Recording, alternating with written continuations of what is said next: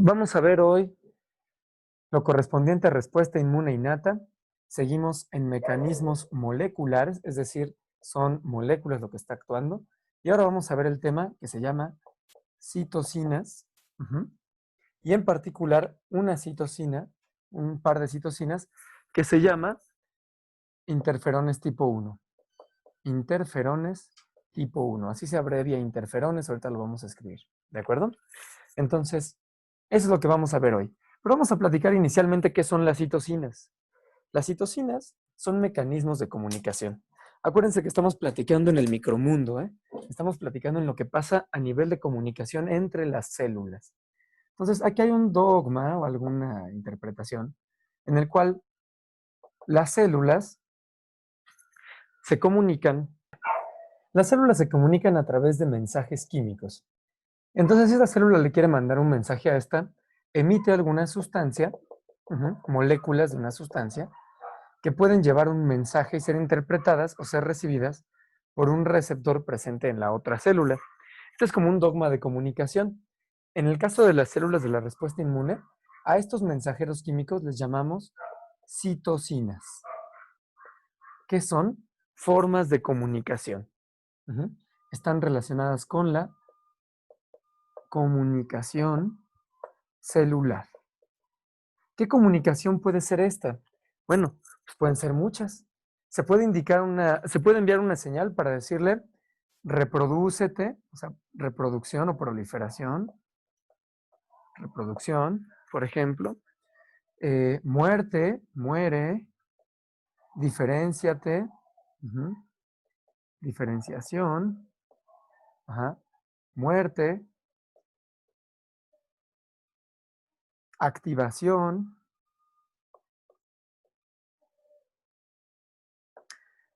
Cualquier mensaje que requiera un cambio en esta célula se puede dar a través de estas formas de citocinas. Vamos a encontrar que hay muchos tipos de citocinas que, por supuesto, significan un mensaje distinto.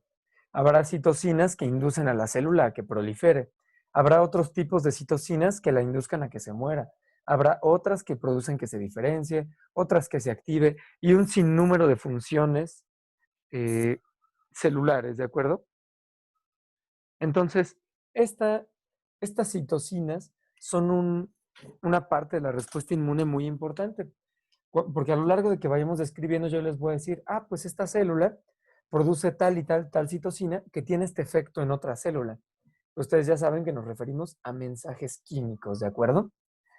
Este mensaje puede llevarse a cabo de manera autócrina, es decir, una célula que se manda un mensaje que puede ser interpretada por sí misma, envía un mensaje de citocinas y ella misma tiene el receptor. Eso puede funcionar, se llama autócrino, una señalización autócrina. Puede ser a una célula vecina. ¿Sabe cómo se llama esta? Paracrina. Paracrina. O puede ser a una célula lejana donde la citocina tiene que viajar por sangre. Si esta citocina se mete por sangre y llega a una célula lejana, ¿cómo le llamamos a esa? ¿Endocrina? Endocrina, muy bien. Entonces puede ser autócrina, parácrina o endocrina. Al final, son formas de comunicación entre las células, ¿de acuerdo? Estas citocinas tienen varias características importantes. Vamos a ver características de funcionamiento de las citocinas. Entonces estamos en el tema citocinas y características. Características de funcionamiento. Sepamos, a ver, antes de entrar al funcionamiento, quiero que sepan que químicamente, ¿qué son? Son glicoproteínas. Son glicoproteínas. En general son de bajo peso molecular, son pequeñas, glicoproteínas pequeñas. En general, la mayoría de las citocinas tienen una vida media corta, duran poquito. Si no se utilizan pronto, se echan a perder, se desnaturalizan. Las citocinas son como las quesadillas de queso. aunque alguien diga que no se le debe llamar quesadillas de queso, aquí sabemos que en México DF se le llama quesadillas de queso. Bueno, las quesadillas de queso se deben comer recién salidas del sartén. Si ya se sudaron y se pegaron con la servilleta en la mochila, ya no están tan ricas. Entonces, las citocinas tienen una vida media corta y se utilizan en caliente, así. Se comen, se utilizan pronto porque si no, se acaban, tienen una vida media corta. Y químicamente son glicoproteínas. ¿Qué es esto? Pues cadenas de aminoácidos que tienen una forma y que además tienen agregados algunos carbohidratos por ahí pegados. Esto es una glicoproteína, una cadena de aminoácidos plegada, es una proteína, pero que tiene algunos sitios glicosilados con ciertos carbohidratos. Por eso le llamamos glicoproteína.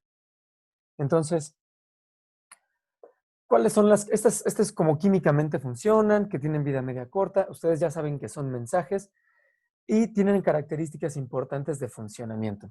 Una de ellas es el pleiotropismo. ¿A qué le suena pleiotropismo? ¿Qué es pleio?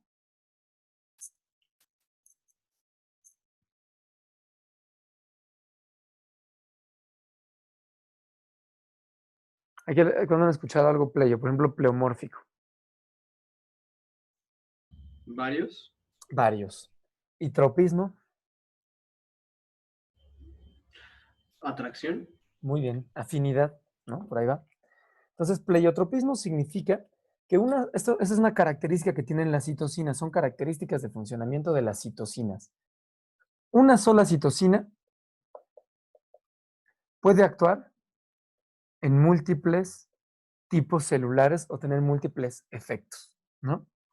Pleiotropismo entonces puede tener un efecto en un tipo celular, por ejemplo, si nos imaginamos, hay una citocina que se llama TNF, factor de necrosis tumoral. Estoy dando un ejemplo, después lo vamos a ir viendo. Pero este factor de necrosis tumoral, que es un tipo de citocina, puede producir en el hígado la síntesis de proteínas de fase aguda. ¿Ya vieron? ¿Se acuerdan de esto? Que las proteínas de fase aguda se producían en el hígado por una señal. Ah, pues esa señal se llama TNF. Entonces, esta citocina puede producir en el hígado que se sinteticen proteínas de fase aguda. Pero si llega al sistema nervioso central, al encéfalo, produce fiebre. Y si se la come un macrófago, alarga su vida. Ujú. Alarga la vida del macrófago. El TNF es posiblemente uno de los citocinas con más pleiotropismo. Ujú. Pero vean aquí que entonces esta función, esta característica de pleiotropismo significa que una sola citocina tiene múltiples efectos. Y, y eso puede ser múltiples señales en distintos tipos celulares, ¿no? Entonces, una sola citocina, múltiples efectos. Pleiotropismo, eso significa. ¿Alguna duda con el pleiotropismo? Otra característica es la redundancia. ¿Qué dice adelante del sistema nervioso central? Ah, Fiebre, perdón, dice fiebre. Produce gracias. fiebre. Ujú. Perdón, de repente está medio rara mi letra. Otra característica es la redundancia. Aquí significa varias citocinas, mismo efecto. Y por ejemplo, aquí tenemos otra vez el TNF, ya vimos, que produce fiebre, ¿no? Fiebre, ahí, ahí. Produce fiebre el TNF. Pero también la interleucina 1 y también la interleucina 6, que son otras dos citocinas, interleucina 1 e interleucina 6, también tienen la posibilidad de producir fiebre. Entonces, fíjense, múltiples citocinas pueden desencadenar el mismo efecto, redundancia. ¿De acuerdo? Otra característica es la sinergia.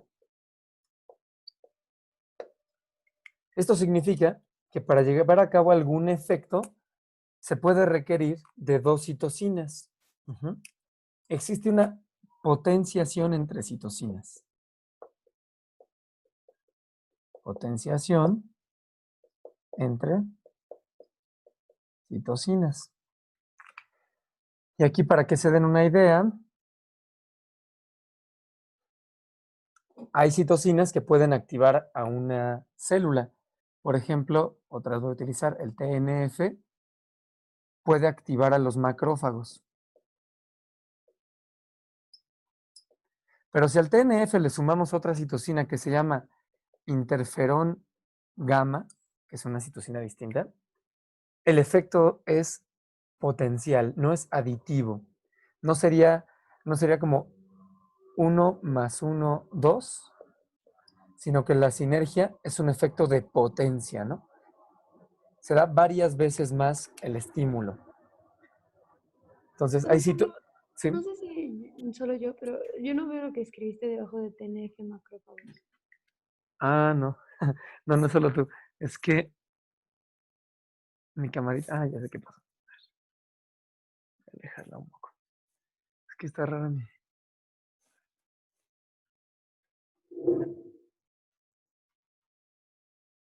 Es que deben saber ustedes que mi set improvisado tiene todavía algunos aspectos para mejorar. A ver. Ok. Tiene que ser un poquito más. ¿Sí? Sí, está muy bien, gracias, Pablo.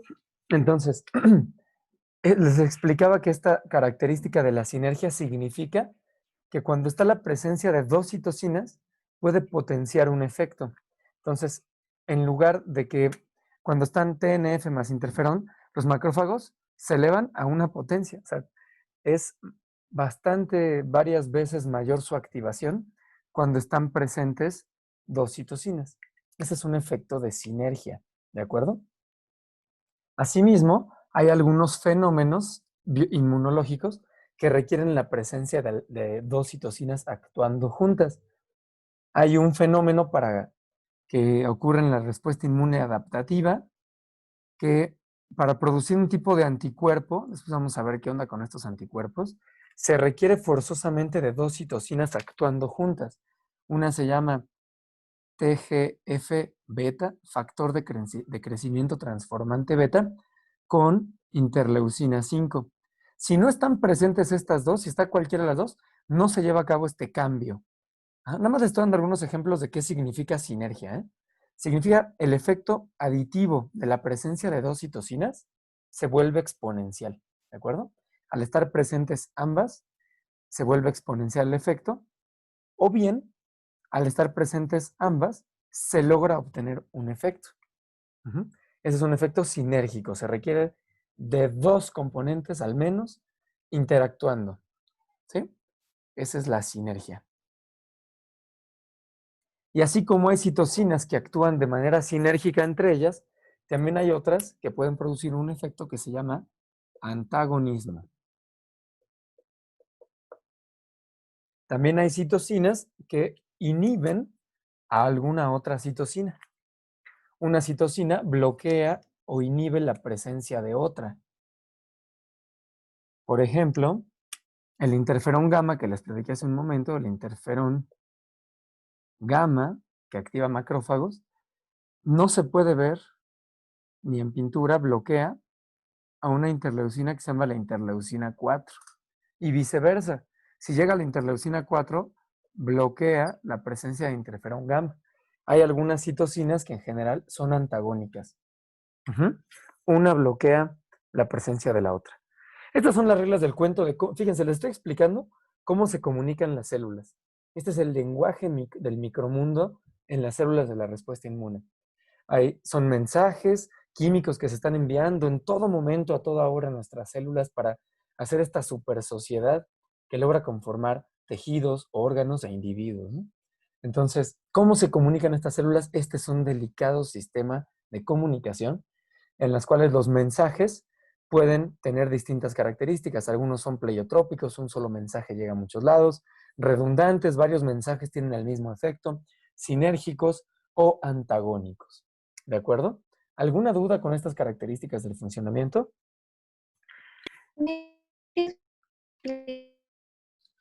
Se te escucha entrecortado, Andrea. Se te escucha entrecortado.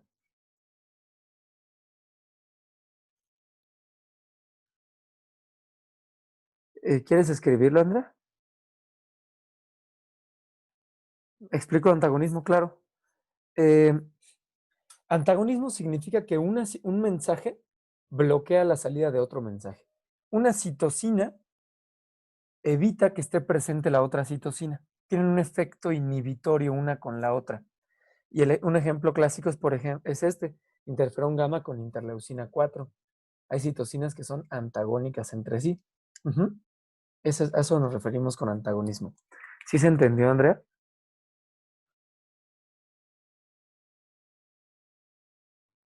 Sí. Ah, ok, perfecto. Entonces, otra característica de las citosinas es que son breves y autolimitadas. ¿Cómo se hace esto?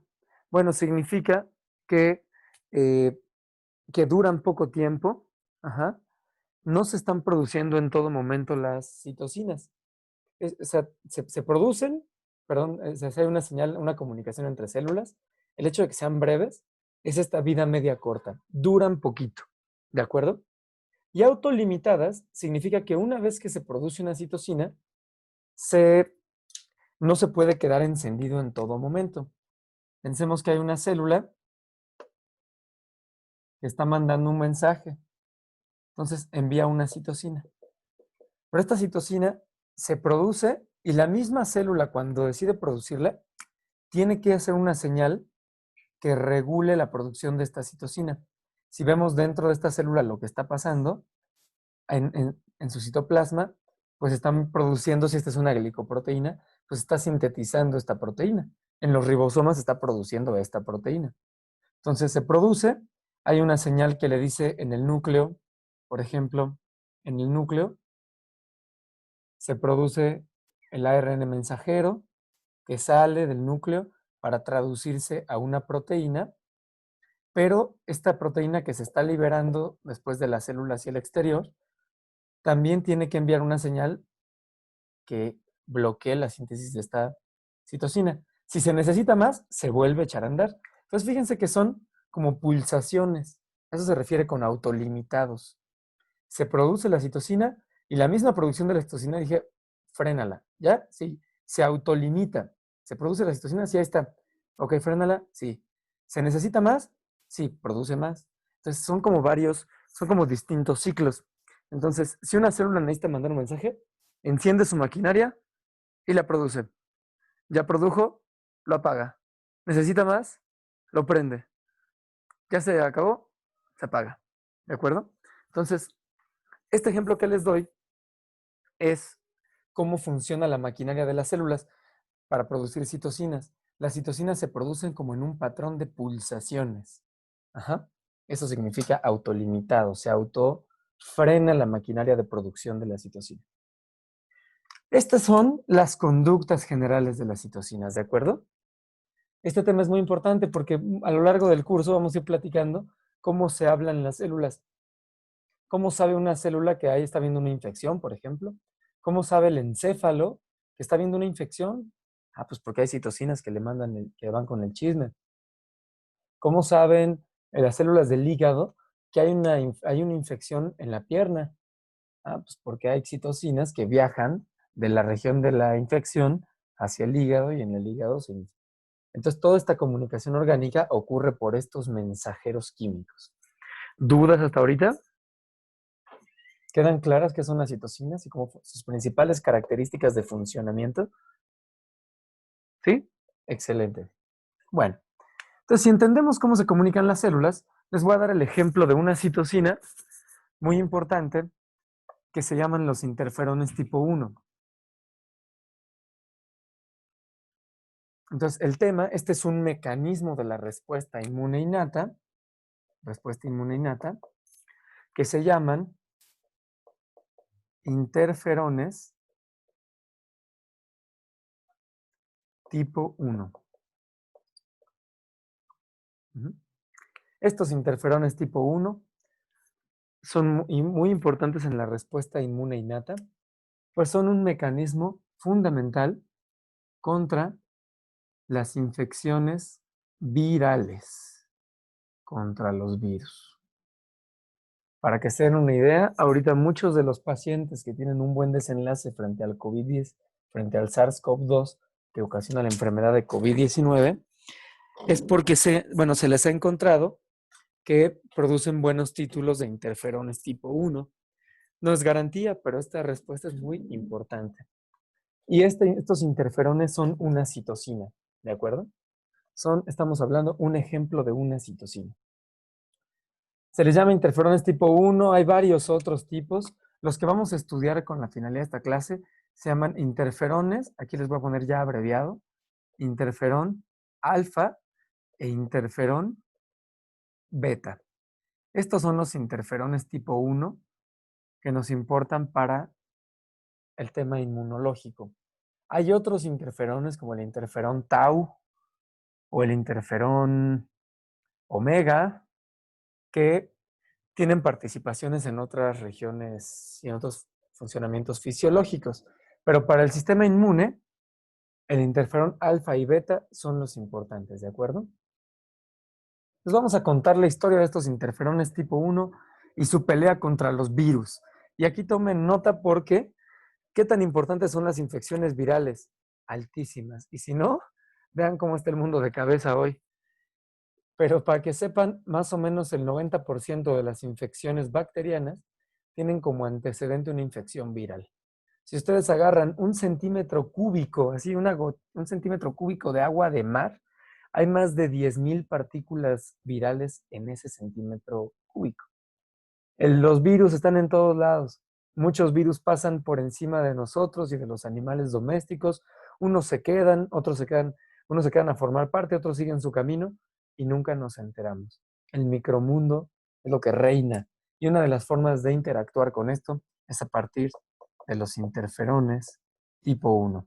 ¿Qué pasa estos interferones tipo 1 con relación a los virus? ¿Alguien sabe qué es un virus?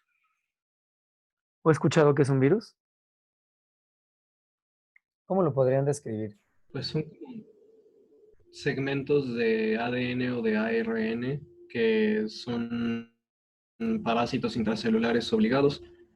Requieren de otros organismos para poder completar su ciclo de vida. Muy bien. ¿Les llamaríamos seres vivos? No. Es una definición extrema. Están justo en la línea. De hecho, Es hay un debate interesante. que se mantiene. Tienen varias características que los podrían clasificar como seres vivos, pero tienen otras que no. Entonces, Tendríamos que preguntarnos qué es la vida, ¿no?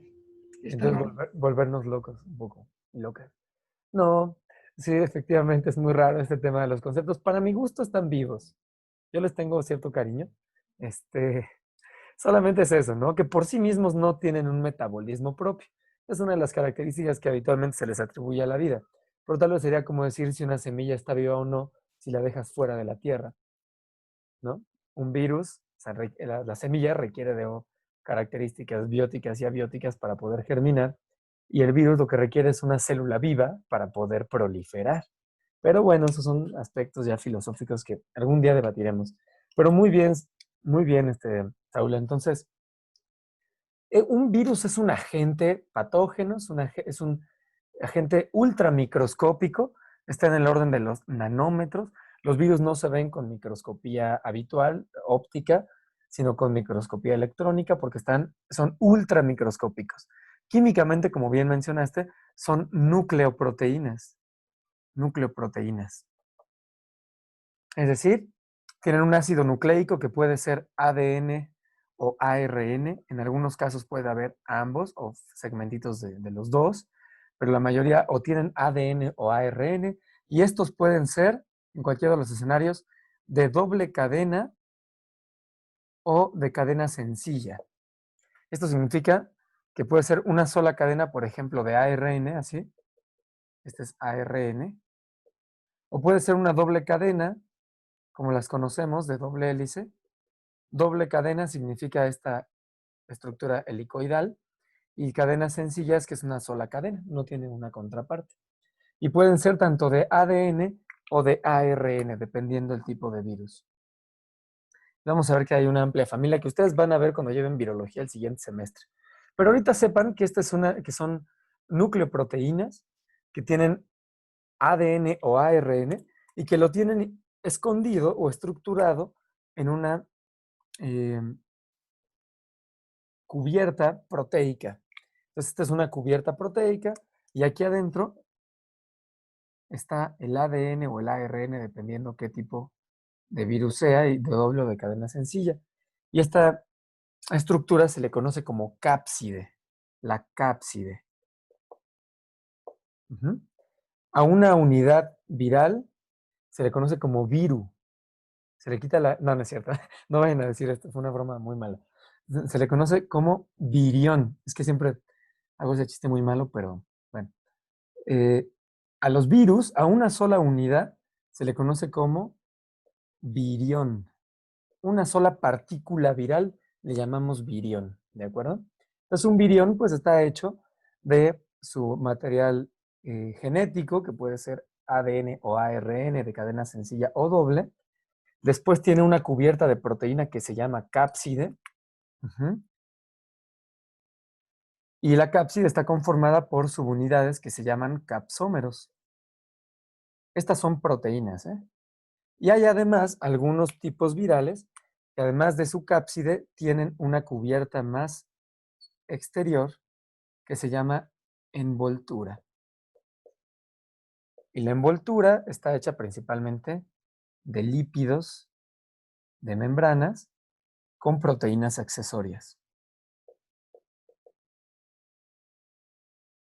Este es un virus. Y contra este, que es un agente intracelular obligado, porque un virus para tener un ciclo de replicación requiere forzosamente de una célula viva.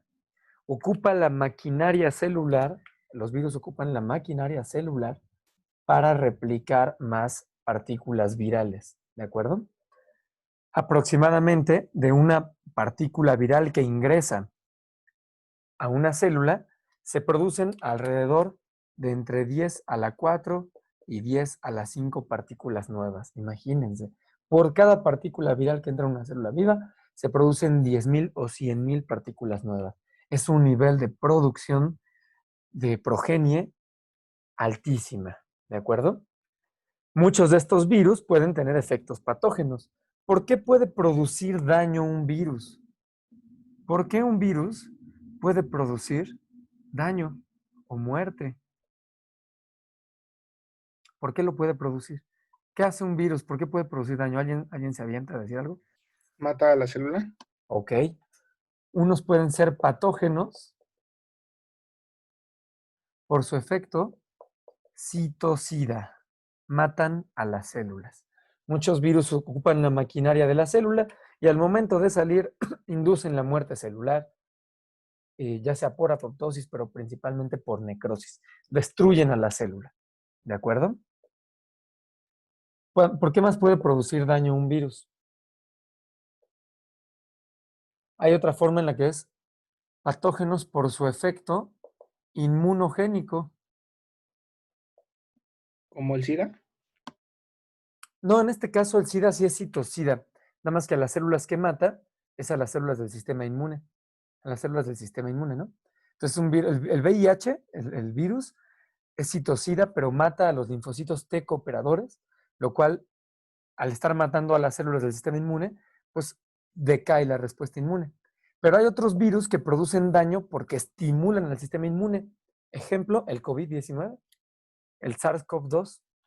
Es lo que mata a los pacientes, es una superinflamación en los pulmones que ocasiona imposibilidad de intercambio respiratorio, por migración de células, por otras causas. Otro ejemplo de un virus que es patógeno por su efecto inmunogénico puede ser el virus del dengue. ¿Se acuerdan del dengue? Un virus que da por la picadura, es un flavivirus que se transmite por los mosquitos del género Aedes, Aedes albopictus o Aedes aegypti. Pues este virus, el dengue, que en realidad son 4 variedades, lo que hace es que las células del sistema inmune produzcan muchas citocinas y son tantos mensajes inflamatorios que se daña el endotelio vascular y se producen cuadros muy graves. Hay dos presentaciones que después podrán estudiar, que es el dengue febril de fiebre tropical Y hay otra presentación que es el dengue hemorrágico. Es un solo virus. Lo que depende es una segunda reinfección con el mismo subtipo, produce el dengue hemorrágico. Entonces, en este caso, no es que el virus mate al paciente, el virus desencadena un proceso inmunológico muy potente que lleva al daño de los tejidos. Entonces, son virus patógenos por su efecto inmunogénico. Otra característica, otra forma en la que el virus puede producir daño es por un efecto oncogénico. Producen cáncer. Hay virus que producen cáncer. Ajá. En la medicina veterinaria está bastante más estudiado y avanzado estos virus, la descripción de la oncogenicidad de los virus que en los seres humanos. En los seres humanos, ustedes saben, el ejemplo clásico, pues es el virus del papiloma humano, ¿no? El VPH. Entonces, pero en los animales domésticos, o más bien en los animales, se han descrito muchos virus oncogénicos. Por ejemplo, el virus de la leucemia infecciosa felina, de la leucosis aviar,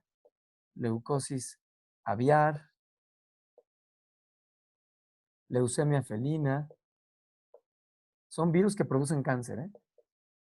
Por ejemplo, la enfermedad de Marek,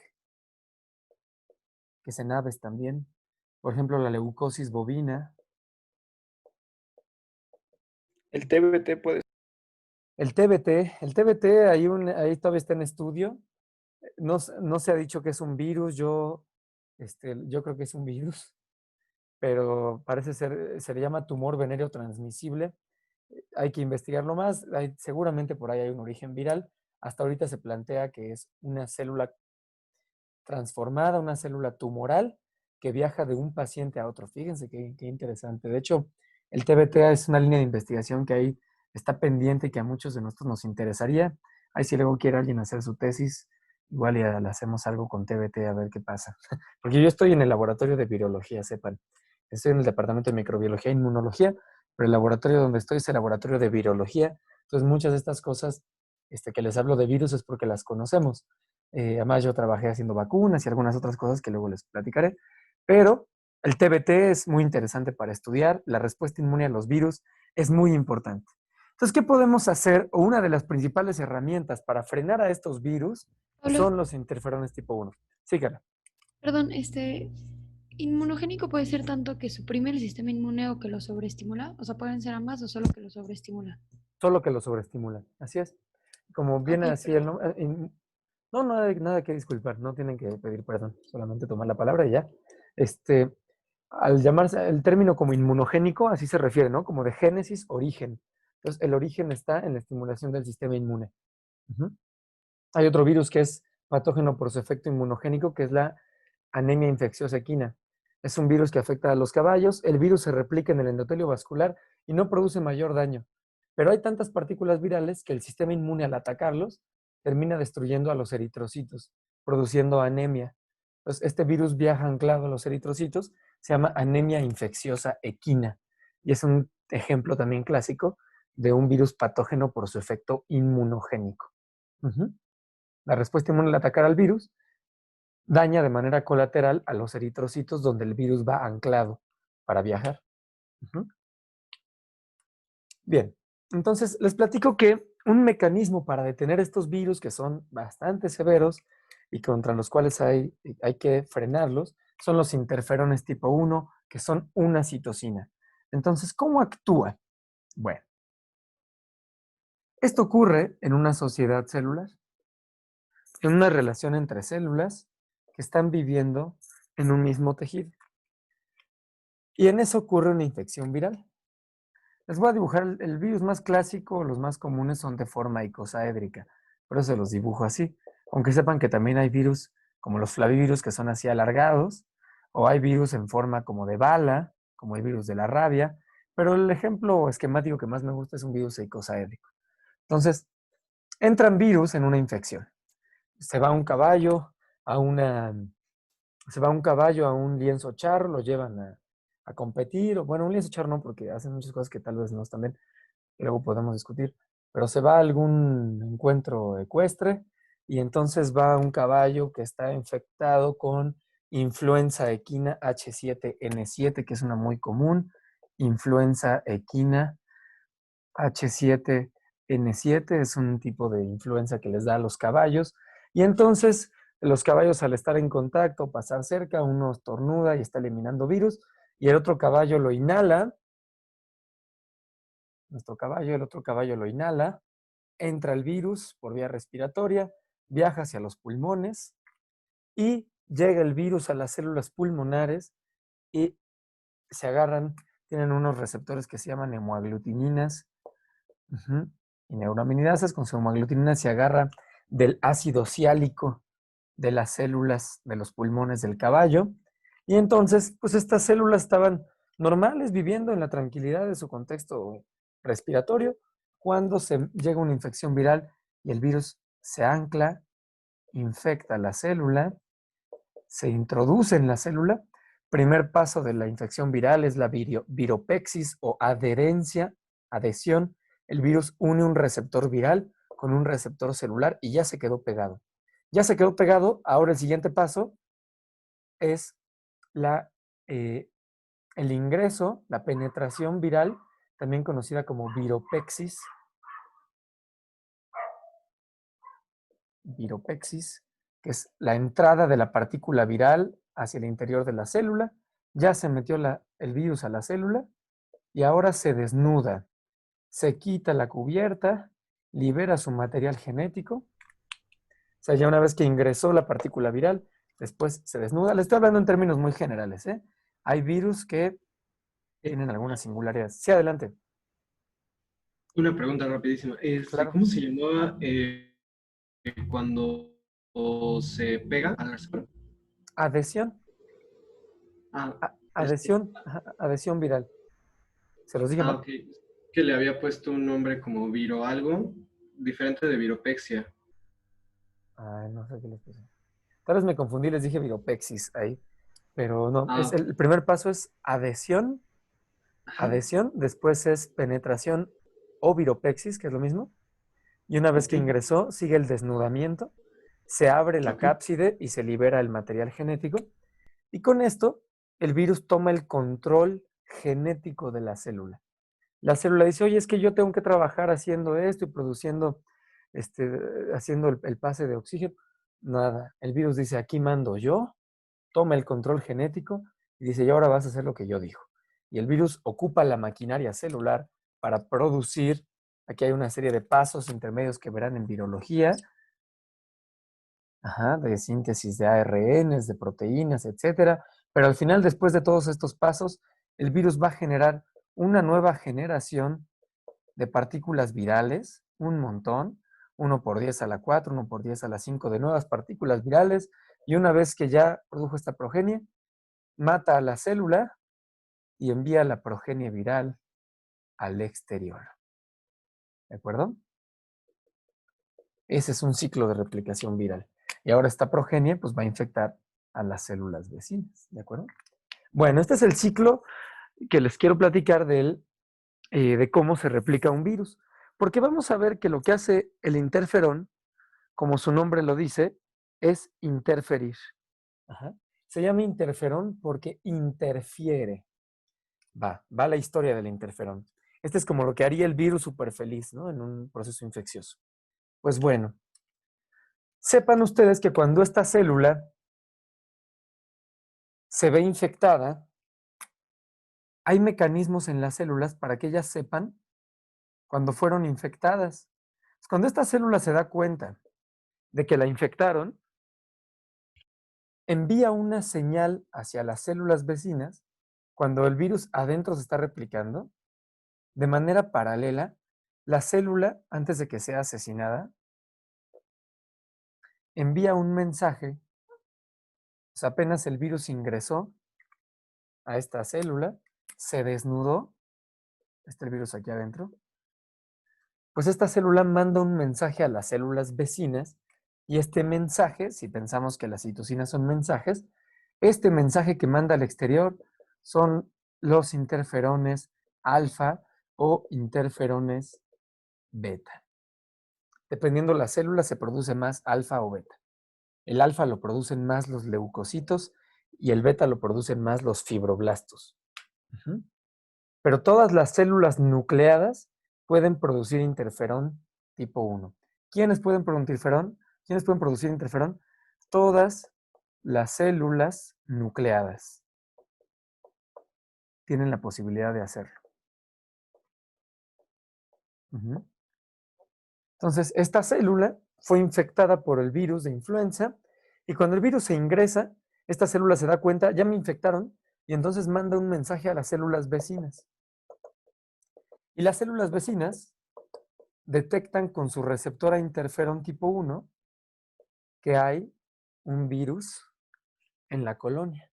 El interferón tipo 1 es una especie de alarma vecinal. Ya le cayeron a este, ni modo. Lo agarraron de imprevisto, se metió la rata, ya se metió a la casa, pero ¿qué hace este vecino? Suena la alarma vecinal para que todos los vecinos se alerten y estén preparados por si el vecino les quiere brincar a su casa. ¿De acuerdo? ¿Dudas hasta aquí? ¿No? Pablo, yo sí. No, ninguno. Y el interferón alfa y beta son como tal lo que manda la célula, ¿no? Y el Así interferón es. 1 es el receptor. No. Los interferones tipo 1, o sea, interferón tipo 1 tiene está compuesto por dos, es una familia que tiene dos integrantes, interferón alfa e interferón beta.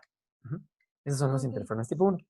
Y para estos interferones hay un mismo receptor, es el mismo receptor, el que reconoce al alfa que el que reconoce al beta. Antes este receptor tenía otro nombre, pero ahorita se llama así, IFN receptor. Así vamos. Así se llama el receptor para el interferón, se llama IFN receptor.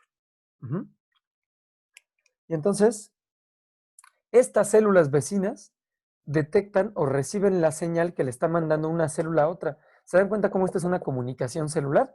Por eso les hablé del tema de citocinas. Por eso es una citocina. Una célula manda un mensaje a otra.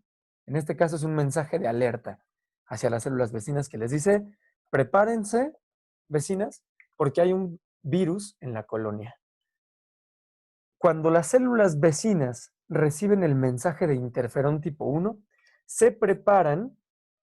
Esta señal de interferones alfa o beta hacen que las células vecinas produzcan una familia de proteínas que se llaman proteínas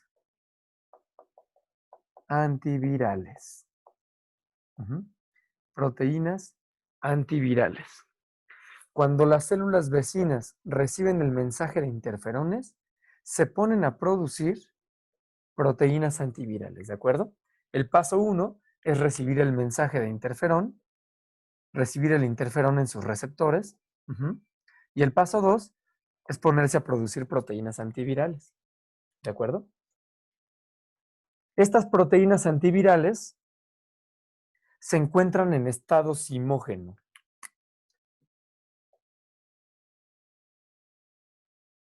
Es decir, están inactivas. Y estas células entonces se preparan. Les voy a poner aquí una bandita como de Rambo.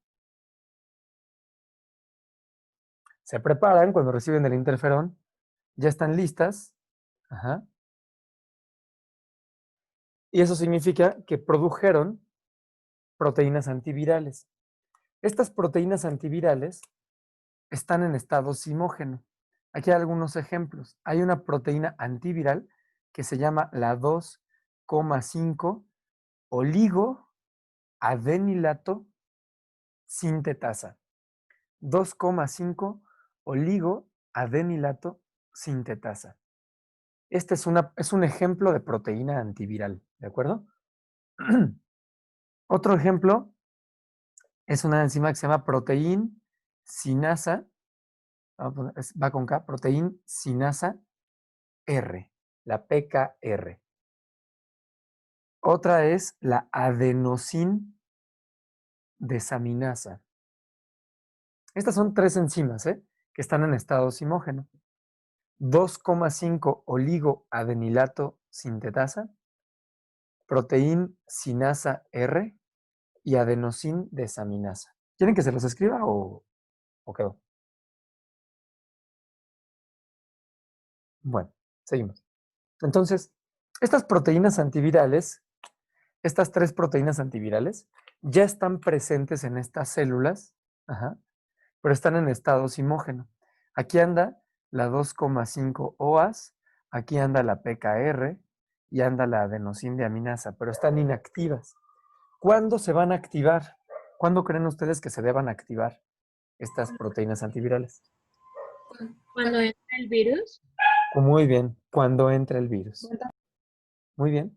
Entonces, cuando este virus, ni modo, ya le dio al traste a esta célula, ya la mató, y sale la progenie viral dispuesta a infectar a las células vecinas, cuando los virus entren en las células vecinas a infectarlas, oh sorpresa, estas células ya están preparadas con sus proteínas antivirales, las cuales se activan, se encienden. Cuando el virus ingresa a la célula, las proteínas antivirales se encienden. La 2,5 oligoadenilato sintetasa sirve es una enzima que cuando se activa se pone a hacer cadenas de adenosina. Su nombre lo dice, oligoadenilato sintetasa.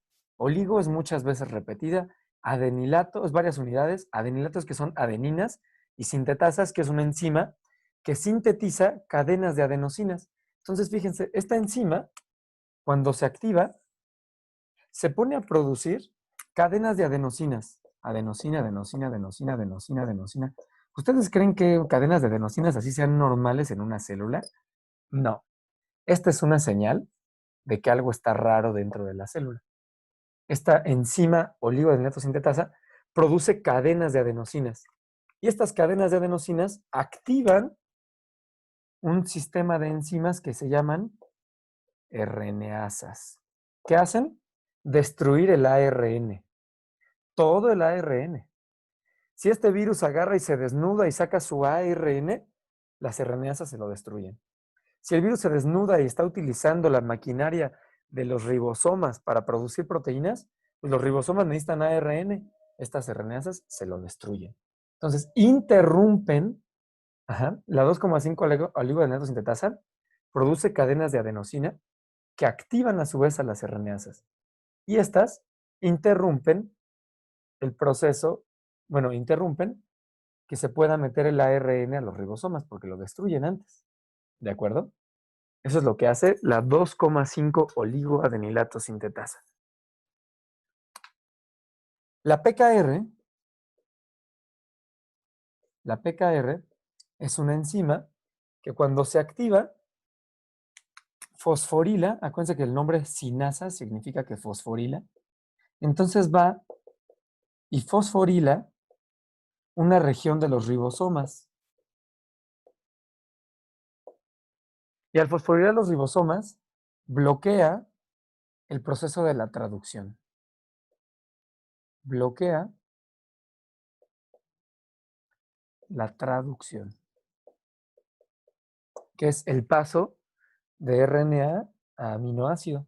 Entonces, fíjense, la PKR también interrumpe la síntesis proteica. Además, la PKR puede activar a otro sistema enzimático, es el sistema enzimático de las caspasas. ¿Alguien se acuerda para qué sirven las caspasas? Para inducir la apoptosis. Para inducir apoptosis. Muy bien, muy bien a los dos. Induce apoptosis. ¿Hasta aquí vamos juntos y juntas? Activa las caspasas, ¿verdad? Sí, la PKR activa a las caspasas. Activa las caspasas y las caspasas inducen la apoptosis. Pablo, ¿puedes repetir lo de la PKR, por favor? Sí. La PKR, al igual que las otras proteínas antivirales, estaba en estado simógeno. Y cuando llega el virus, la PKR también se activa. Al momento en el que se activa la PKR, es una enzima que su trabajo es pegar fosfatos. Pone fosfatos, pues se llama fosforilar, en distintas subunidades celulares. Una de las cosas que fosforila la PKR es a los ribosomas. Y cuando fosforila al ribosoma, lo fosforila en un sitio que detiene la traducción. Acuérdense que los grupos fosfato en muchas cosas intracelulares son cosas de encender o apagar. Ajá. Hay enzimas o procesos que se activan cuando se les pega un fosfato y de ahí que muchos se acuerdan que la unidad energética para iniciar algunos procesos es a través del ATP. Bueno, entonces fosforila y bloquea la traducción. Eso es la PKR. Es una sinasa, proteína sinasa R. Entonces fosforila a los ribosomas y también puede fosforilar y activar a las caspasas. Y al activar a las caspasas induce la apoptosis. ¿Sí? ¿Quedó? Sí, gracias. Ok, Dana. Otro fenómeno antiviral es la adenosín desaminasa. ¿A qué le suena este nombre?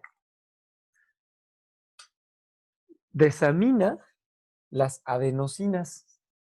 Entonces, si hay un RNA, por ejemplo, ¿se acuerdan que el RNA es una secuencia también de nucleótidos? Y entonces este RNA tiene adenina, guanina, uracilo, guanina, guanina, citosina, uracilo, adenina. ¿Sí se imaginan? Es una secuencia de ARN, ¿sí? ¿Se acuerdan que el ARN trae uracilos, no? Entonces, ¿qué es lo que hace la adenosina desaminasa? Cuando se encuentra una adenosina en el ARN, la cambia, la desamina y la vuelve inosina. Vuelve inosina. La adenosina la vuelve inosina. Y entonces cambia el mensaje. Ya no es adenina, guanina, sino es inosina, guanina. Y entonces el ribosoma no puede leer mensajes de ARN que tengan cambiado su código. ¿Va? Entonces fíjense cómo las 3 proteínas antivirales que les platiqué tienen como finalidad interrumpir la síntesis proteica a distintos niveles. Y esto tiene toda la lógica, porque ustedes saben que un virus, para poderse replicar, ya quedamos, que requiere del uso de la maquinaria de síntesis proteica de una célula para poder dar origen a su progenie.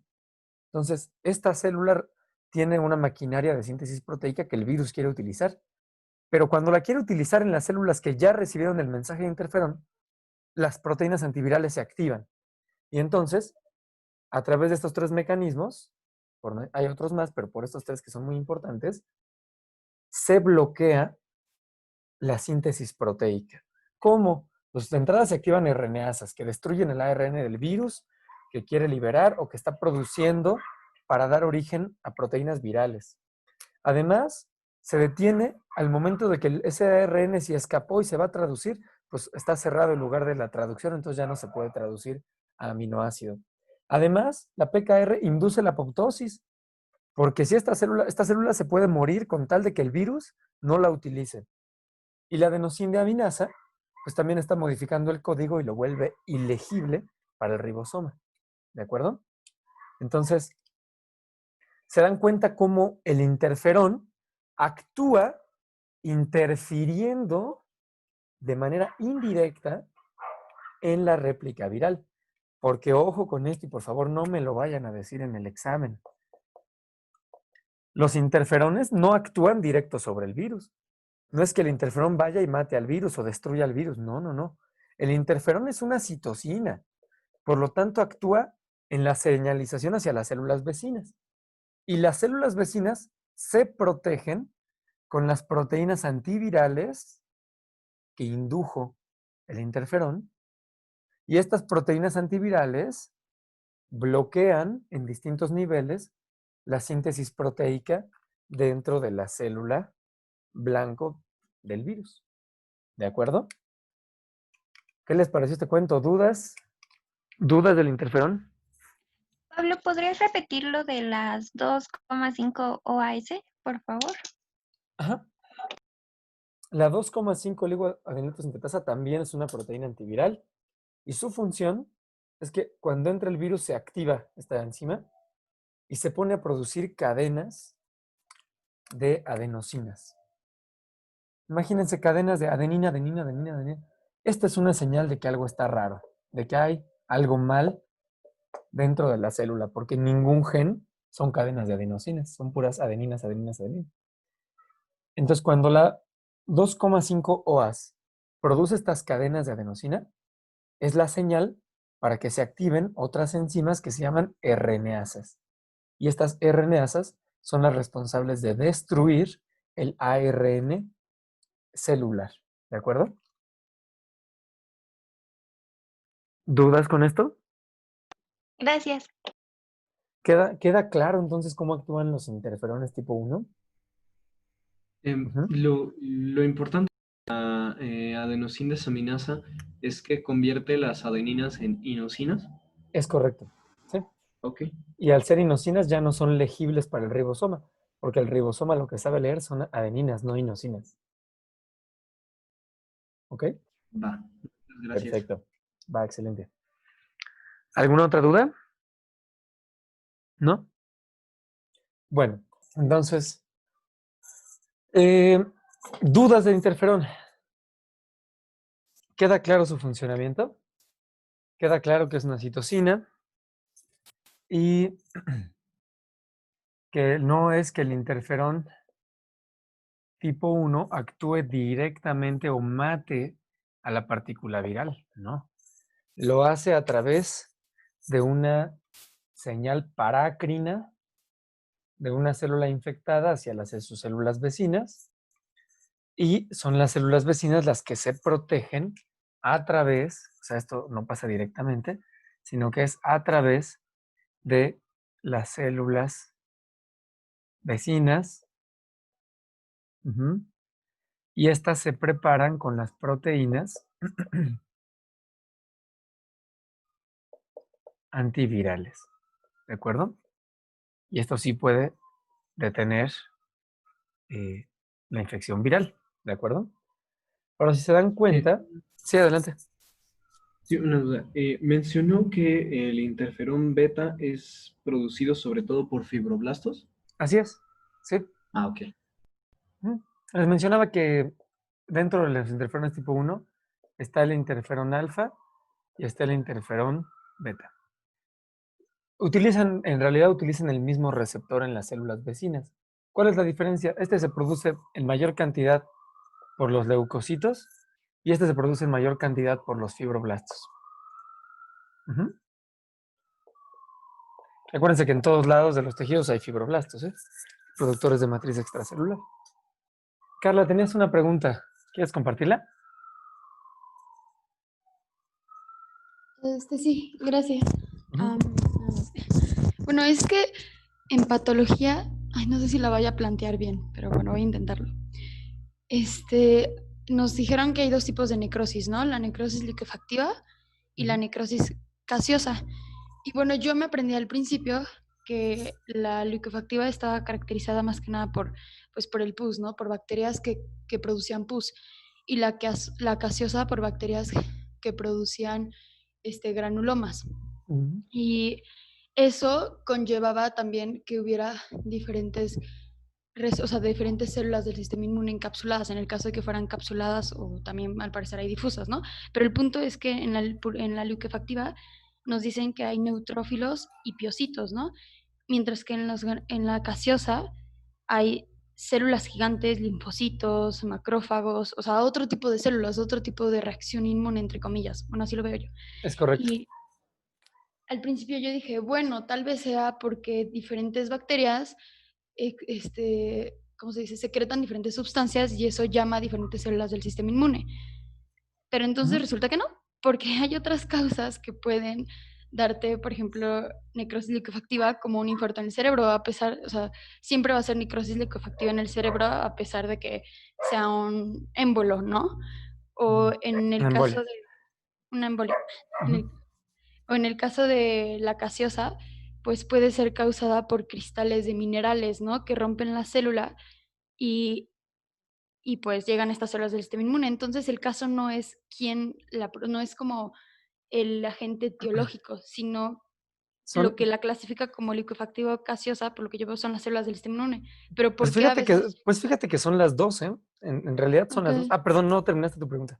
No, pues sí, solo es eso. O sea, ¿por qué en una hay unas células del sistema inmune y Son en las las otras dos. otra? Son los dos factores. Sí hay agentes infecciosos que producen cierto tipo de respuesta, hay ciertos tipos de infección donde la gente promueve un tipo de respuesta y eso da un exudado purulento que sería licuefactivo. O bien hay otros tipos de agentes que por su forma de infección, como por ejemplo las micobacterias, la tuberculosis, es un ejemplo clásico de una bacteria que promueve un tipo de activación inmunológica que da la formación del granuloma, ¿no? Entonces, tiene que ver el agente, tiene que ver la región anatómica. em, entonces, también no se le puede atribuir solamente a uno. Justamente hay una parte del temario de inmuno, que está más adelante, que es respuesta inmune a la infección. Y ahí les voy a explicar todo esto. Les voy a explicar por qué ciertas bacterias producen un tipo de lesión y por qué otras producen otro tipo de lesión. ¿De acuerdo?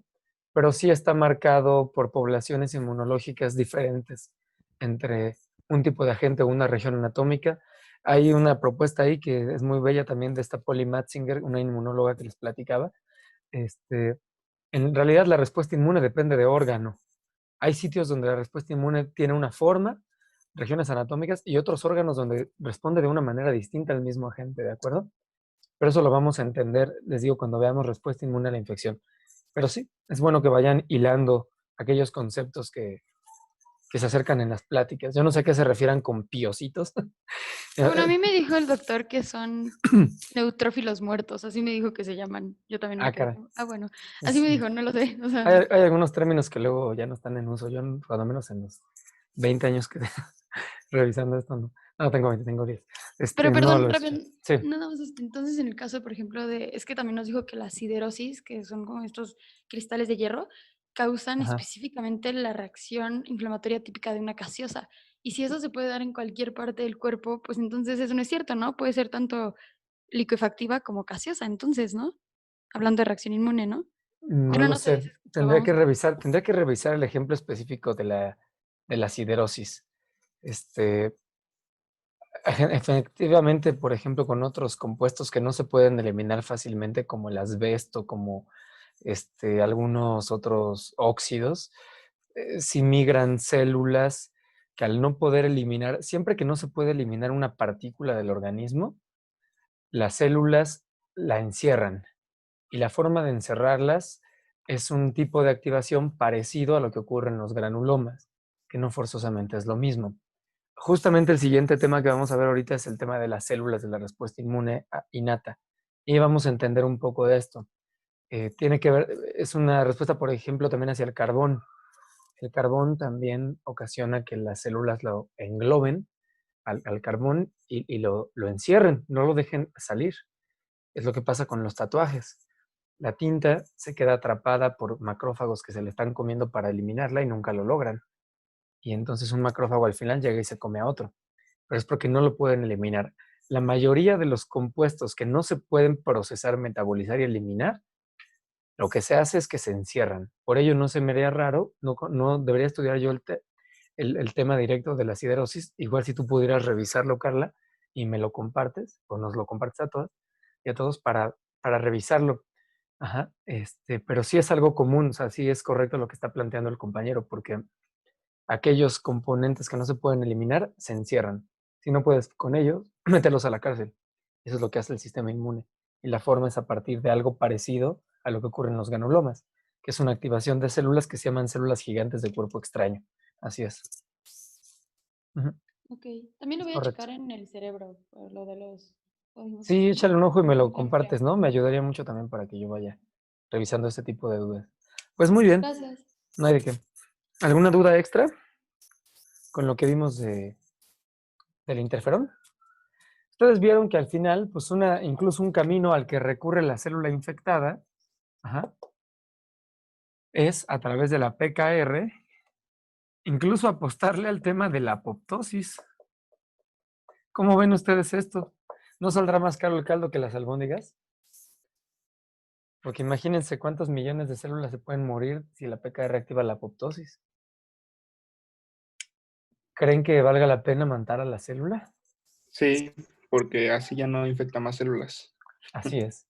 Es cortar una cadena, ¿no? O sea, sí va a ser grave, se van a morir algunos decenas de millones de células posiblemente por la, por el efecto del interferón y la activación de la PKR. Pero decenas de millones de células, unas 10.000 células, son tal vez un pedazo aquí de un padrastro, ¿no? Pues tampoco es algo tan grave que vale la pena eliminar con tal de que el virus no se siga esparciendo, ¿no? La intención es frenar el avance de la infección viral dentro de un órgano o hacia otros. ¿De acuerdo? Bien. ¿Dudas entonces? ¿Quedan claro el interferón? Ujú. Muy bien. Entonces, si no hay dudas, estamos en respuesta inmune innata. Vimos que había barreras físicas, las platicamos brevemente. Después vimos mecanismos moleculares y después mecanismos celulares. Nos falta un mecanismo molecular nada más. De mecanismos moleculares ya vimos péptidos antimicrobianos, vimos proteínas de fase aguda, vimos complemento, vimos ahorita interferones, interferón tipo 1, y vamos a ver una enzima que se llama lisozima. La vamos a ver muy rápidamente. Entonces, vamos a ver el último mecanismo molecular antes de pasar a las células, ¿de acuerdo? La lisozima es una enzima. Es muy sencilla esta porque tiene solo una función. La lisozima es una enzima que sabe destruir el péptido glicano. Esta enzima está presente en todos los líquidos tisulares, menos en el líquido cefalorraquídeo. Y actúa contra el péptido glicano. ¿Qué es el péptido glicano? ¿Qué compone el péptido glicano? ¿Quién se acuerda? La pared La celular de pared. las bacterias. Muy bien. Sí, es correcto ambos. La pared celular de las bacterias. En bacterias gram positivas, saben que la pared celular es todavía más gruesa. Tiene una cubierta gruesa que están hechas de péptido glicano. El interior de estas bacterias llega a tener una alta presión, hasta de 1 atmósfera. Entonces, si se rompe la pared, pues el contenido del microorganismo se sale por la presión que tiene. Entonces, la lisozima es un mecanismo molecular, es una enzima que está presente en todos los líquidos tisulares menos en el líquido cefalorraquídeo. Y su función es destruir la pared bacteriana. Es una enzima, se les llama también, tiene una función muramidasa, es una muramidasa, porque destruye el peptidoglicano que está hecho por una cadena que es el N-acetilmurámico. ¿Alguien se acuerda de la otra parte? N-acetilglucosamina. Muy bien. Y el N-acetilglucosamina. El peptidoglicano está hecho de estas cosas, N-acetilmurámico y N-acetilglucosamina. Y el enlace entre estos dos es un enlace que se le llama enlace beta 1,4. Beta 1,4. Bueno, pues esta enzima lo que sabe destruir es ese enlace beta 1,4. Entonces, la lisozima destruye el enlace beta 1,4 del N-acetilmurámico y el N-acetilglucosamina. Y con ello destruye la pared bacteriana. Entonces, las gram negativas también tienen pared, recuerden, solamente que esta es más delgada y está en un espacio intermembranal. Tienen 2 membranas, la pared está aquí al inicio, está aquí en medio, es una gram negativa, tiene una membrana interna. Ajá. ¿Cómo le podría hacer la lisozima para tener acceso a ese espacio intermembranal? ¿Hay algún otro mecanismo inmune que pueda abrir hoyos en las membranas? Los péptidos antimicrobianos. Muy bien, ¿quién más? El complemento. Muy bien, el complemento. Entonces, claro que la lisozima puede actuar en estos, porque acuérdense que la lisozima nunca anda sola. En todos estos líquidos tisulares, en el plasma, está el efecto simultáneo y aditivo de los péptidos antimicrobianos, del complemento, de las proteínas de fase aguda. Todo está pasando de manera simultánea, ¿de acuerdo? Entonces, ojo con esto. La lisosima tiene un mejor efecto y más rápido sobre las gram positivas. Claro, las gram positivas tienen su pared su pared celular, su pared bacteriana, perdón, expuesta, está ahí al exterior. Ajá, por eso la lisosima es mejor contra las gram positivas, pero también puede actuar en las gram negativas, considerando que está presente el complemento de los péptidos antimicrobianos que pueden ser capaces de abrir poros en la membrana bacteriana externa. ¿De acuerdo? Esa es la lisosima. ¿Alguna duda con la lisosima? ¿Puede repetir lo de que está presente en todos los líquidos menos en qué? No. Están presentes en todos, menos en el líquido cefalorraquídeo. El líquido cefalorraquídeo no tiene lisosima. Gracias. Ujú. Muy bien. ¿Alguna duda? ¿No? Pero la muramidasa es igual que la lisosima, ¿o no entendí eso? Sí, la acción de esta enzima esta es una enzima que su función es muramidasa. O sea, destruye el ácido murámico. Ujú. O sea, ustedes pueden, si ustedes dicen, la lisosima es una muramidasa. O sea, es una enzima que tiene actividad que destruye el ácido murámico. Ujú. Está hecho por, es el péptido glicano que está hecho por N-acetilmurámico y N-acetilglucosamina. ¿Ok? Pablo, igual te ponen en el chat que si puedes volver a explicar cómo actúan las gram negativas. Ah, sí.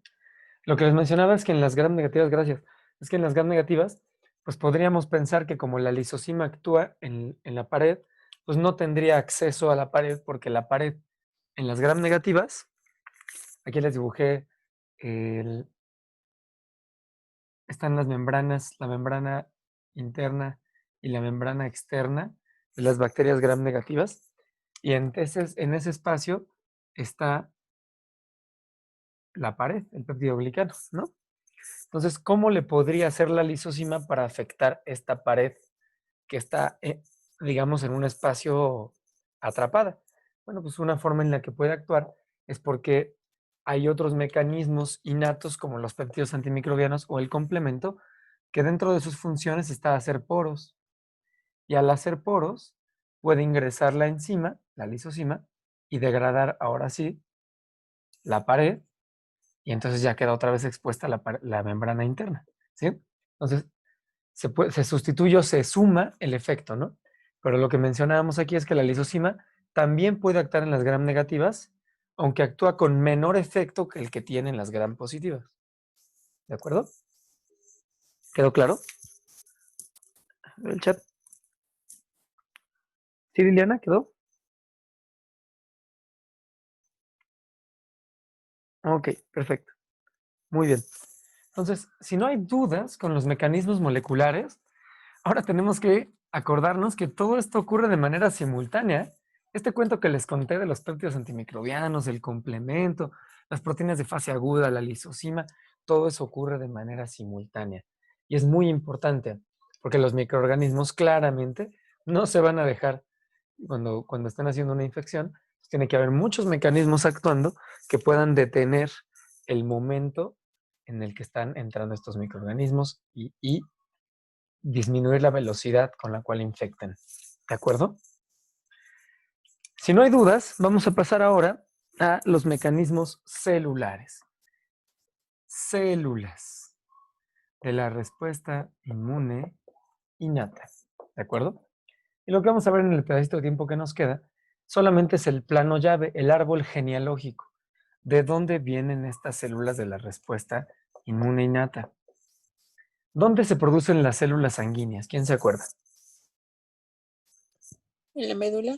Muy bien, La en la médula ósea. médula ósea. Médula ósea. Que está presente, son células que están presentes principalmente en los huesos planos y huesos largos. Ujú. Escápulas, huesos que componen la pelvis, em, fémur, húmero, ajá, esternón, costillas, ahí hay mucha médula ósea. Pero ¿quiénes viven en esta médula ósea? Ah, pues aquí hay células progenitoras, también conocidas como células madre, que seguramente han escuchado en algún momento, que dan origen a otras células, a todas las células sanguíneas, ¿de acuerdo? Entonces, estas células madre tienen una primera, digamos, la abuela de todas, es la célula madre pluripotencial. Una célula madre autorregenerativa. Se da origen a sí misma. ¿Sí? Entonces, tenemos aquí una primera célula, que son las células madre o células troncales. Autorregeneradoras o autorregenerativas.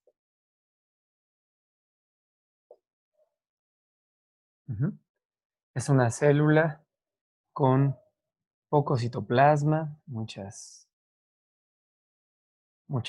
núcleo. Y esta es más o menos de las células que viven en la médula ósea, el 0.01%.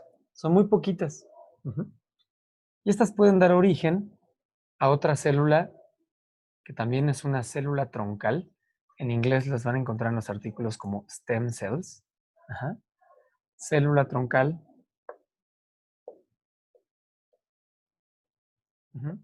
Y esta ya no es autorregenerativa, más o menos el 0.2%.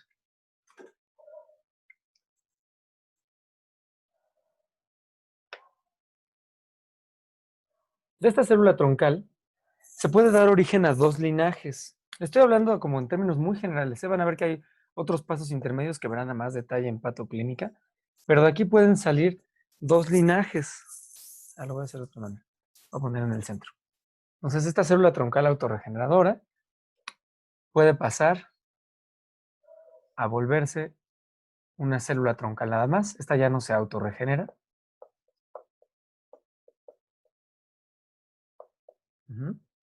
Y esa célula troncal puede dar origen a dos caminos. El progenitor mieloide común, progenitor o célula progenitora, como quieran decirlo, progenitor mieloide común. Y de este lado se puede dar origen al progenitor linfoide común.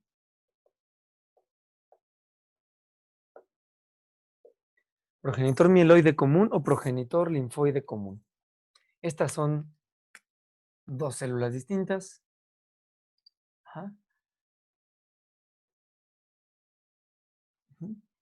Y dentro del progenitor mieloide común pueden surgir otras diferencias. Este se puede diferenciar en otros tipos celulares. Por ejemplo, se puede volver un progenitor eritroide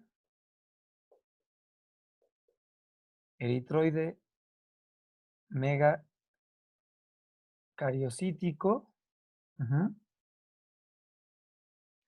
Progenitor eritroide megacariocítico. O progenitor granulocito monocítico. ¿A qué le suena este progenitor?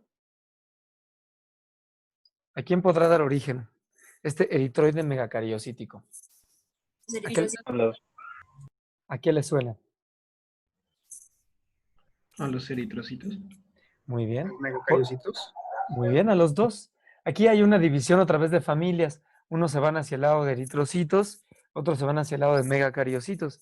Pero ustedes saben que al final, aquí hay también muchas subdivisiones de familias, pero al final este progenitor eritroide megacariocítico va a dar origen, pensando en las células terminales, pues a los megacariocitos. ¿Se acuerdan qué son los megacariocitos? Las plaquetas. Son quienes producen las plaquetas, ¿no? Los megacariocitos envían fragmentos de su citoplasma y de su membrana, que son las plaquetas. O bien, también darán origen, después de un montón de pasos de diferenciación que ustedes van a ver en patoclínica, a los eritrocitos. Rubricito, metarubricito, no sé qué, bla, bla. ¿Sí? Y al final, eritrocitos. Entonces, por este lado de la historia, por este lado del árbol genealógico, si esta célula da origen a un eritroide megacariocítico, pues podrá seguir distintos caminos, pero las células terminales, las células finales, podrán ser megacariocitos que producen plaquetas, ajá, o podrán ser eritrocitos cuya función sabemos que es el transporte oxigénico, ¿no? Este es en un lado de la historia, si este progenitor mieloide común sigue este camino. Pero si sigue el camino granulocito monocítico, aquí puede dar origen este progenitor granulocito monocítico A los polimorfonucleares. muy bien. Aquí puede dar origen a dos distintos caminos. Este progenitor granulocito monocítico, a su vez, puede dar origen a dos caminos distintos muy importantes para nosotros, para la finalidad de esta materia. Por un lado, si es granulocito, puede dar origen como tal a los granulocitos que también se conocen como polimorfonucleares. Células polimorfonucleares y granulocitos es lo mismo, ¿de acuerdo? Entonces ya vimos que de este lado, aquí da origen, ¿no? Pero si nos vamos del lado granulocito monocítico, está el lado de los granulocitos, ajá, progenitor de granulocitos, y aquí ¿quiénes están dentro de los granulocitos? ¿A quién le puede dar, a quiénes puede dar origen? ¿Quiénes son estos granulocitos o polimorfonucleados? Eosinófilos, neutrófilos. Muy ¿Sí? bien, Basófilos. muy bien. Neutrófilos, basófilos y eosinófilos. Muy bien. Los polimorfonucleados son estos. Y se les llama así polimorfonucleados porque tienen los núcleos de formas extrañas. El neutrófilo tiene un núcleo trilobulado. Ustedes ven un neutrófilo, encuentran un núcleo que tiene así como 3 lóbulos. Ujú. Cuando está maduro tiene esta forma de su núcleo. Los basófilos lo tienen así como en un par de uvitas, con ciertos gránulos de una tinción basofílica. Y los eosinófilos también tienen un núcleo así, como en uvitas, ¿de acuerdo? Por eso se les llama polimorfonucleados, porque sus núcleos tienen distintas formas. Pero además No se les se llama... alcanzan a ver bien. ¿Sí? Perdón. Adelante. Es que no se alcanzan a ver bien. Ah, no, ya. Listo. ¿Sí? Sí, Entonces, gracias. estos polimorfonucleados se les llama así porque tienen los núcleos de distintas formas, pero además se les llama granulocitos porque las 3 células se caracterizan por tener gránulos en su citoplasma. Los neutrófilos tendrán gránulos con ciertas características, con cierto contenido. Por ejemplo, los neutrófilos, sus gránulos, estos son los neutrófilos, sus gránulos tienen muchas enzimas líticas, enzimas digestivas. ¿Por qué creen? ¿Cuál será la función principal de un neutrófilo? Fagocitos. No, eso es un número. Muy bien, muy bien. ¿No? ¿Sí estuvo bien? Ah. La mayoría de lo que tienen sus gránulos son enzimas líticas, proteasas, lipasas, tiene un montón de defensinas. ¿Se acuerdan de los péptidos antimicrobianos? También tiene un montón de defensinas. Tiene lisosima en sus gránulos. Muchas cosas para digerir. ¿Por qué? Porque el neutrófilo es principalmente una célula fagocítica profesional. Es una célula fagocítica. Que es lo mismo que después pueden escuchar como un fagocito, ajá, que es lo mismo que una célula fagocítica. El neutrófilo, su función principal es fagocitar y destruir. Por lo tanto, lo que tienen sus gránulos son enzimas digestivas. Y se le llama granulocito por eso, porque tiene muchos gránulos en su citoplasma, los cuales se pueden teñir con una tinción de tipo neutra. Por eso se le llama neutrófilo, porque se tiñen con una tinción de tipo neutra. Por otra parte, el basófilo tiene gránulos que tienen histamina y serotonina. ¿Para qué servirá? La respuesta inflamatoria. Muy bien. ¿Inflamación? Para la inflamación, es correcto. ¿Sí? Para la inflamación. Entonces, ese es el basófilo.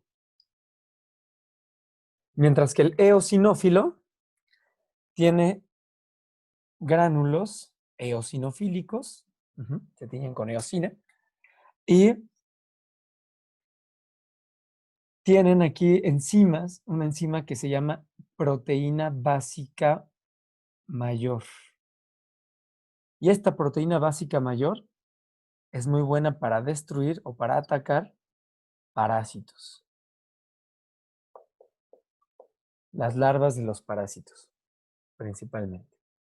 Entonces, fíjense, aquí ya hay una agrupación de células que tienen varias funciones interesantes para actuar, ¿no? El neutrófilo es una célula fagocítica, lo que tiene en sus gránulos son proteasas, lipasas, bla, bla. El basófilo es una célula que contribuye a la inflamación.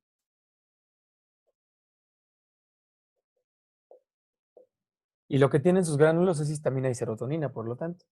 Y el eosinófilo es una célula que actúa principalmente contra infecciones parasitarias. ¿Sí? A través de su proteína básica mayor. Todos estos tres son hijos del progenitor de granulocitos, ¿de acuerdo? Que a su vez es hijo del progenitor granulocito monocítico, que a su vez es hijo del progenitor mieloide común y que viene de la célula troncal. Si se dan cuenta, es un árbol genealógico. Es una familia, así como ustedes y sus primos y sus tíos, ¿no? En este caso, todos provienen de una célula troncal y de este lado de la historia están los granulocitos que hacen esto, ¿sí? Del otro lado, de lo no granulocito, ¿quién está? Los monocitos. Ajá. Los monocitos. Y de los monocitos se pueden dar origen a dos células principales. ¿Alguien se acuerda? ¿Alguien se imagina cuáles? ¿O sabe cuáles? No sé. Macrófagos. Muy bien, los macrófagos son unos. ¿Qué más? Los macrófagos son unas células muy importantes. Son células grandes en comparación con otras. Se caracterizan por ser células fagocíticas. También hacen fagocitosis profesional. Son muy buenos para la fagocitosis. También el neutrófilo. Ambas son células fagocíticas profesionales. Pero además tienen otras dos características muy importantes. El macrófago es una célula presentadora de antígenos. Célula presentadora de antígenos. Esto es muy importante en un macrófago. Después vamos a entender qué significa, pero es una célula que además de lo que se come, fagocita y se come y destruye, lo puede procesar para llevar información a otros lugares. ¿De acuerdo? Además, es una importante célula productora de citocinas. Produce muchas citocinas. ¿De acuerdo? Las funciones del macrófago son fagocitosis, producción de citocinas y célula presentadora de antígenos, lo cual lo vuelve muy importante. Y la otra célula a la que se puede dar origen por parte de los monocitos es a una célula que se llama célula dendrítica. Este progenitor de monocitos puede dar origen a la célula dendrítica. Muy importante la célula dendrítica. También es fagocítica, fagocitosis, muy importante para la producción de citocinas y muy importante, más importante que el macrófago, como una célula presentadora de antígenos. La célula dendrítica es la principal célula presentadora de antígenos. ¿De acuerdo? Y viene también de este progenitor de monocitos. ¿Sí? ¿Me siguen? Sí. Entonces, este es el árbol genealógico. Del lado, estamos explicando, acuérdense aquí, todos estos vienen del progenitor mieloide. Progenitor mieloide común. De ahí vienen todo lo que vimos al inicio, eritrocitos y megacariocitos, pero además de este progenitor mieloide común, viene el progenitor granulocito monocítico, del cual sale una familia para los granulocitos, que son estos amigos que ya vimos, y sale otra familia que son los monocitos, ¿va? Por último, este fue la historia del progenitor mieloide. Del lado del progenitor linfoide, ustedes se acuerdan que la célula pluripotencial, que ya no era autorregenerativa, podía dar origen al mieloide o al linfoide. El linfoide tiene solamente 3 células a las que puede dar origen. Muy sencillos. Linfocitos T, linfocitos B y células NK. Células natural killer. Entonces, si se va por el lado del progenitor linfoide, hay 3 caminos: linfocitos T, linfocitos B o células NK. ¿De acuerdo? De todo lo que hemos visto, las células que participan en la respuesta inmune innata estamos en células de la respuesta inmune innata, son neutrófilos, basófilos, eosinófilos, macrófagos, células dendríticas y células NK. Muy importante. Aunque las células NK son de origen linfoide, participan en la respuesta inmune innata. ¿De acuerdo? Y la respuesta inmune adaptativa, que es la otra parte del curso, la segunda parte del curso, que es solamente la historia de estos dos, fíjense. Linfocitos T y B. Es bien interesante porque esta evolutivamente fue un avance bastante curioso. Por otra parte, la primera parte, la respuesta inmune innata, pues quienes participan y soportan muchos de los procesos que vamos a estudiar en la siguiente clase son células dendríticas, monocitos, los 3 granulocitos y aquí están los macrófagos y las células NK, ¿no? Entonces, estas son las células de la respuesta inmune innata: NKs, dendríticas, macrófagos, neutrófilos, basófilos y eosinófilos. ¿Dudas hasta aquí? No. No. ¿No? No, ¿Todo ninguno. bien? Este es el árbol genealógico, así como ustedes con sus familias. Todos los tenemos, todos los animales los tienen. Y tienen formas de interactuar entre ellas padrísimas. ¿Bien? Pues bueno, ¿alguna duda?